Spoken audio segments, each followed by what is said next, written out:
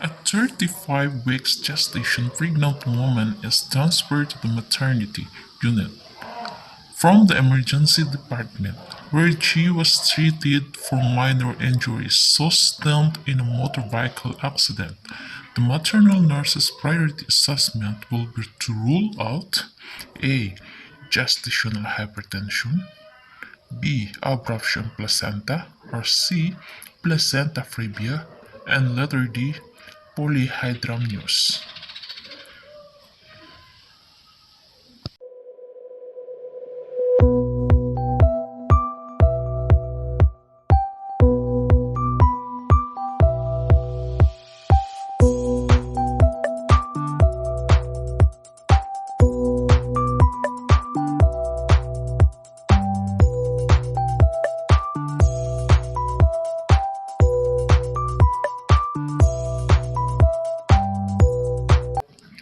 Trauma increases the incidences of miscarriage, preterm labor, abruption placenta, and stillbirth. Careful evaluation of mother and fetus after any incidence of trauma is essential. Although a motor vehicle accident may increase a woman's blood pressure, she would not be a candidate for gestational hypertension only because of the traumatic event. Polyhydramnios is a term for excessive amniotic fluid which would develop over time and would not be a result of trauma. Placenta previa indicates that a placenta is implanted in the lower uterine segment near or over the internal cervical OS. Risk factors that may precipitate placenta previa are not related to a traumatic event. Okay, the exam strategy for this question is you must use the process of elimination, focusing on the presenting characteristics of the client, noting that the client sustained trauma and thinking about the pathophysiology associated with each item in the option will direct you to option 2. Review the effects and significance of trauma during pregnancy if you had difficulty with this question.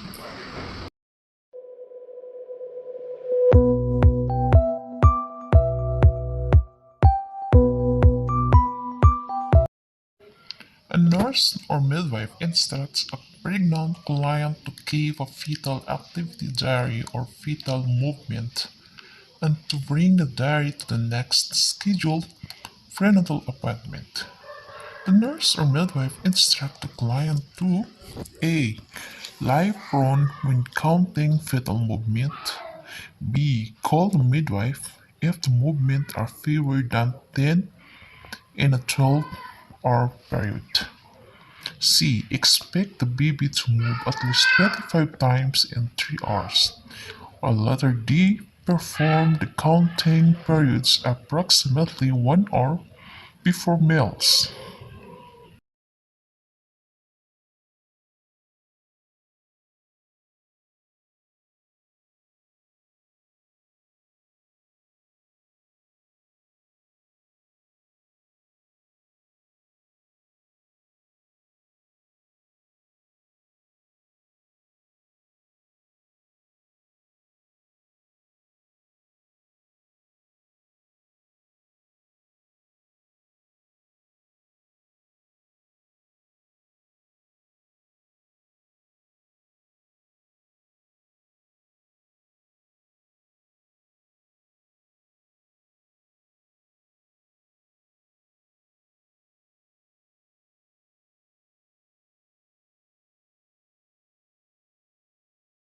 Okay, the answer is letter B. The patient must call the midwife or nurse if the movements are less than 10 in a 12-hour period.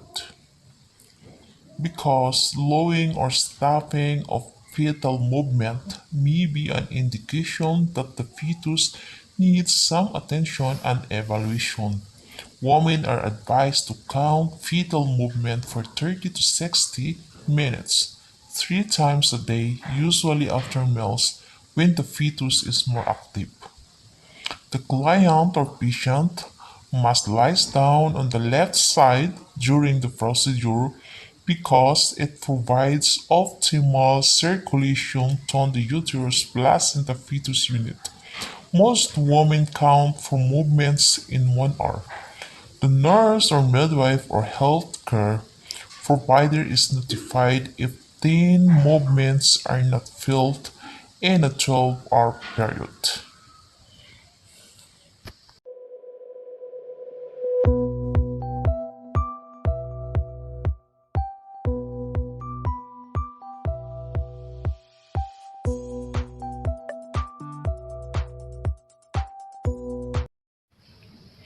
A client in the third trimester of pregnancy arrives at the clinic and tells the nurse that she frequently has a backache. Which instructions will the nurse provide to the client to alleviate the backache? A. Perform pelvic crack exercises. B. Eat small meals frequently. Or C. Elevate the legs when sitting. And letter D. Sleep in a supine position and on a firm mattress.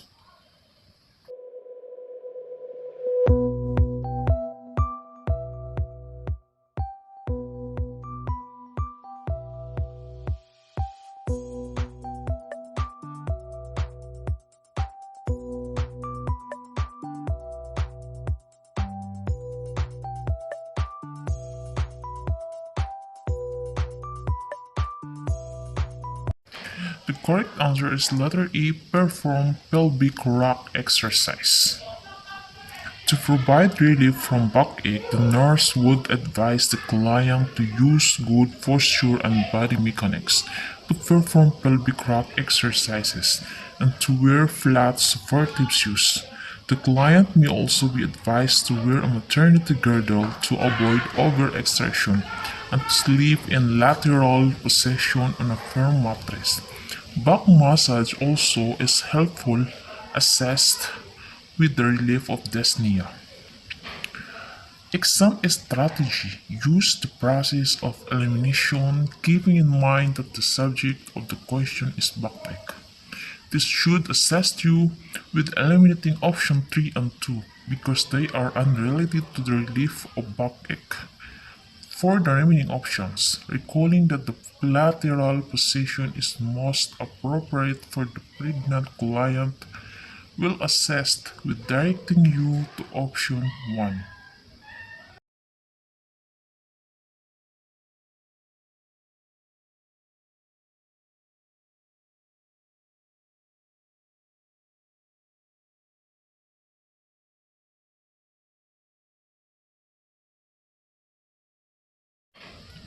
A clinic nurse has instructed a pregnant client in measures to prevent varicose veins during pregnancy.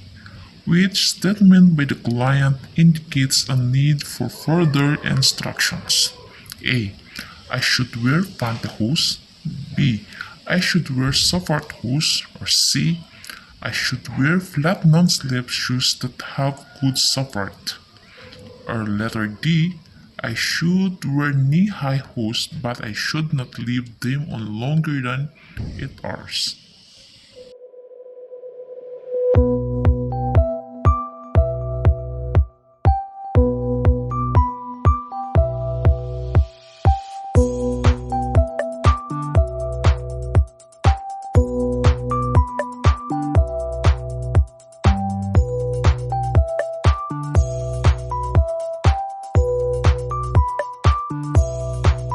The correct answer is letter D. I should wear knee-high hose but I should not leave them on longer than 8 hours.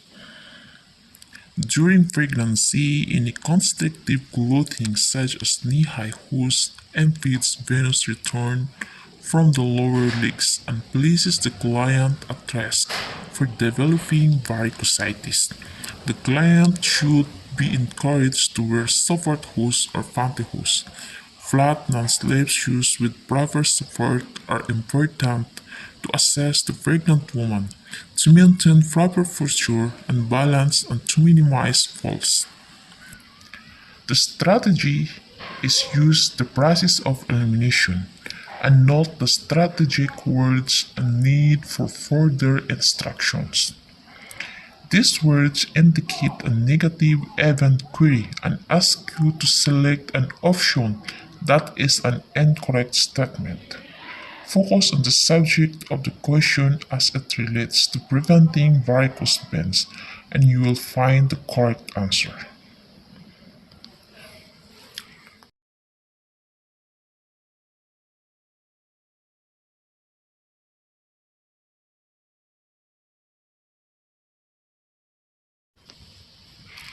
A pregnant client is newly diagnosed with gestational diabetes. The client cries when receiving this information and keeps averting, "What have I done to cause this? If I could only live my life over." Which nursing diagnosis should direct nursing care at this time? A. Deficient knowledge related to diabetic self-care during pregnancy. B. Situational low self-esteem related to complications of pregnancy. Letter C. Disturbed body image related to maternal distress. And letter D. Risk for injury to the related to maternal distress.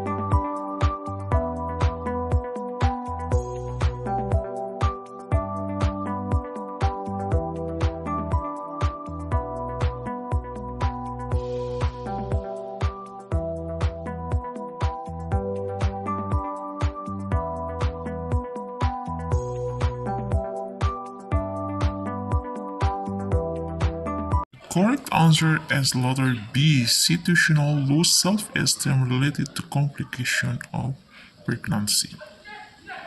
The client is putting the blame for the diabetes on herself, thus lowering her self-esteem.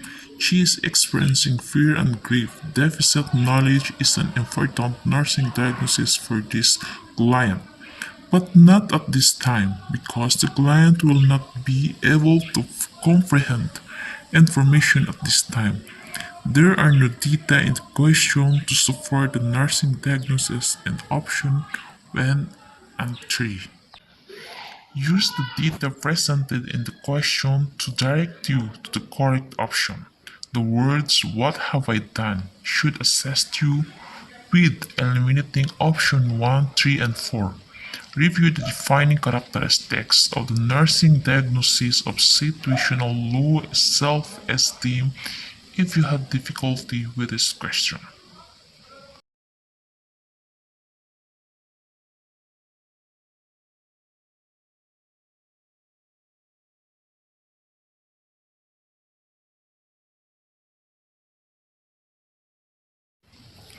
A primipara is being evaluated in the clinic during her second trimester of pregnancy. The nurse checks the fetal heart rate and notes that it is 90 beats per minute. The appropriate nursing action would be to A. Tell the client that the fetal heart rate is normal. B. Recheck the fetal heart rate with the client in the standing position. C. Consult with the physician. Or letter D. Document the finding.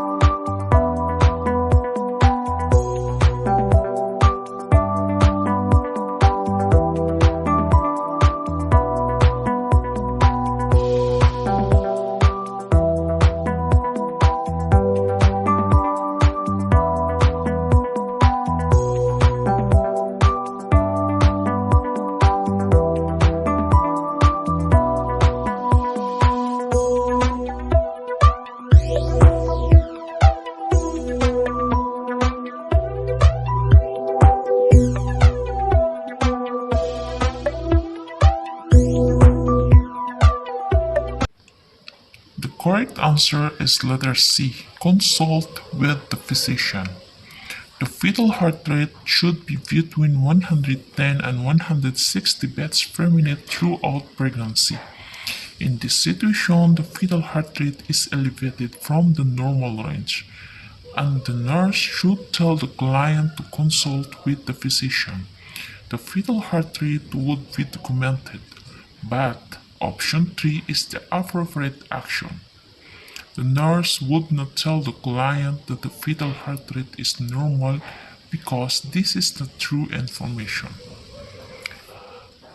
Focus on the data in the question, recalling that the normal fetal heart rate is between 110 and 160 beats per minute will direct you to option 3.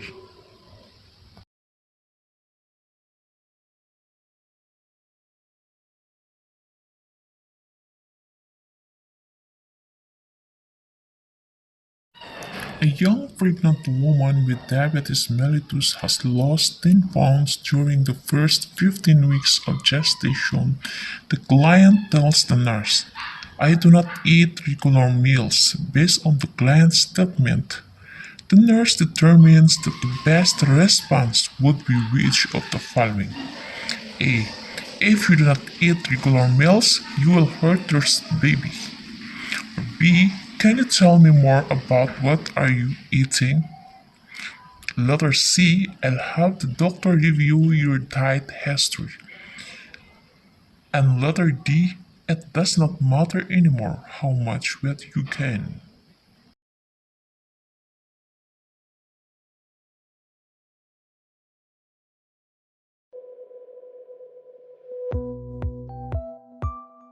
The correct answer is letter B. Can you tell me more about what you are eating?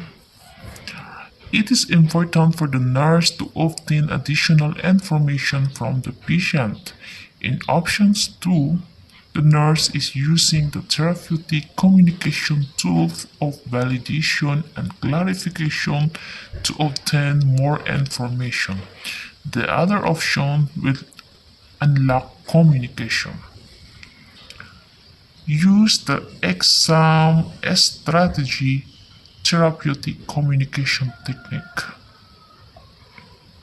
Note the option 2 is open-ended and will encourage communication. Additionally, option 2 identifies the process of gathering assessment data, the first step in the nursing process.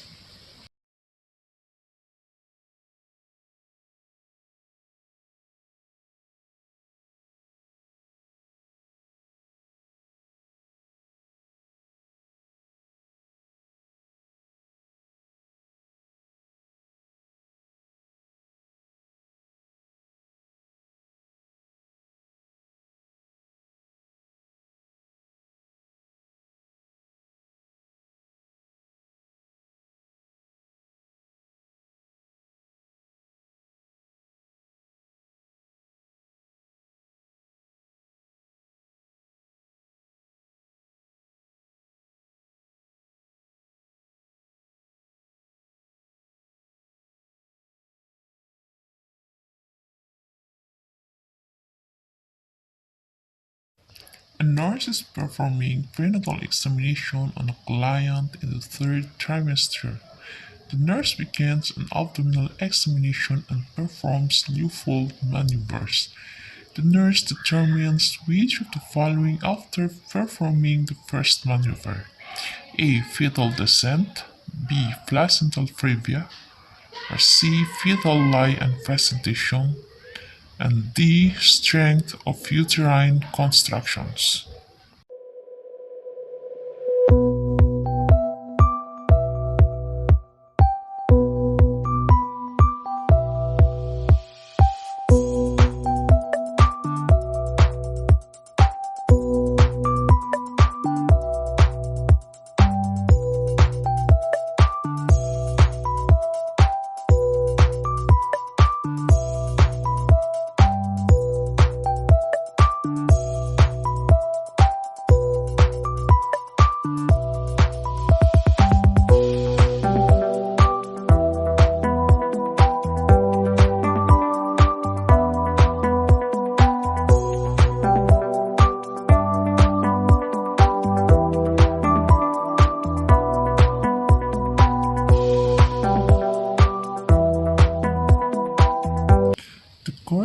answer is letter C, fetal lie and presentation.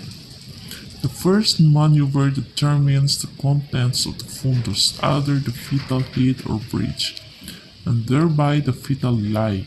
Lethal maneuvers are not performed during a contraction. Placenta previa is diagnosed by ultrasound and not by palpitation. Fetal descent is determined with the fourth maneuver. Use the process of elimination, recalling the purpose and procedure of the lethal maneuvers will assist in eliminating options 2 and 4. From the remaining options, it is necessary to know that the first maneuver determines fetal lie.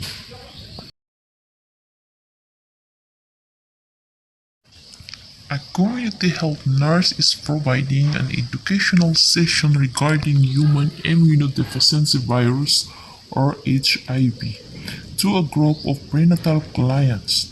The nurse is discussing the risks associated with the transmission of HIV. Which of the following does the nurse include in the discussion regarding the high risk category for contracting HIV in the prenatal client? A. Living in an urban area. B. A history of intravenous drug use. Letter C. A history of one sexual partner. And letter D. A spouse who is heterosexual.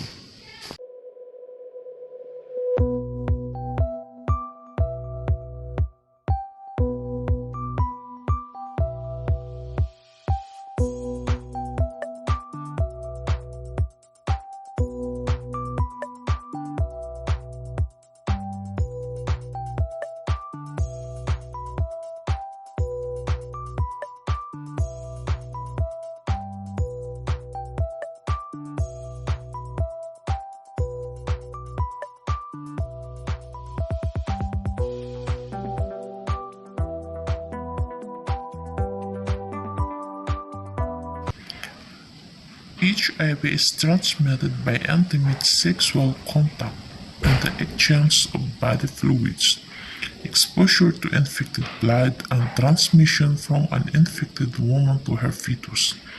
Women in the high-risk category for HIV infection, sexually transmitted diseases, or a history of multiple sexual partners, and those who have used IV drugs. To answer this question, you have to use the strategy of elimination. Use the process of elimination and focus on the subject, a situation that places the client at a risk for HIV. Option 1 and 3, and of course 4, are not high-risk situations that contribute to the incidence of contracting HIV. Review these risks if you had difficulty with this question.